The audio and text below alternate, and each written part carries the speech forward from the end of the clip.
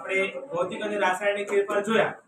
હવે એના પછી આવે છે સજીવો શ્વસન, અને એમાંય આપણી પ્રવૃત્તિ કે આ ઉચ્છવાસ છે એમાં કાર્બન હોય છે કે નહીં. એક પાસે ચૂનાનું નીકળી છે એને વિતારે પહેલા એક કસ્ટડીની અંદર પકડો. વિદેશમાં બોલાયા છે આપણે. ચલો આપણે આ કસ્ટડી અંદર ચૂનાનું પાણી છે વિતારી દઈશું આપણે એની અંદર. આપણને ખબર છે કે પાણી છે ભેજ, અને ભેજના કારણે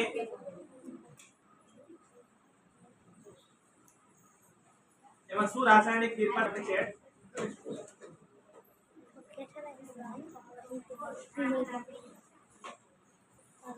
એવું ખરું નથી આમ તો.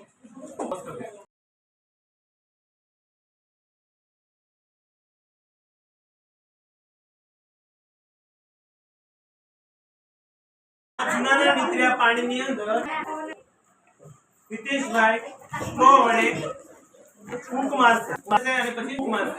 તો આપણને ખબર છે કે આપણી ઉચ્ચમાં કાર્બન ડાયોક્સાઇડ વાયુ હોય છે. હવે વારા પરથી શાંતિ 10 ફૂંક મારો. જો આનો કલર પણ તમને આર પાર દેખાય છે, સ્ટ્રો દેખાય છે ને, પછી કલર એનો બદલાઈ જશે જેવો કહે છે. બરાબર.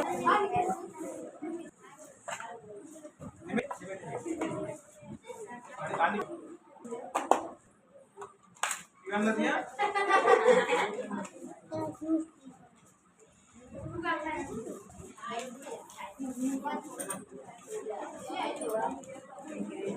કલર બદલાઈ ગયો.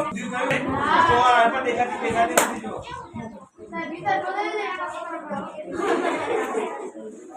સ્ટોર તમને દેખાય છે, અમને આર પાર દેખાય છે. અંદર પાણી થઈ ગયું, અંદર દૂધિયું થઈ ગયું. તો દૂધનો મતલબ શું કે હિતેશભાઈના શરીરમાં ઓક્સિજન ગયો, ઉચ્છવાસમાં કાર્બન ડાયોક્સાઇડ આવ્યો, એટલે કાર્બન ડાયોક્સાઇડના કારણે આંદોલન નીકળ્યું પાણી છે એ દૂધિયા રંગમાં પરિવર્તિત થઈ ગયું.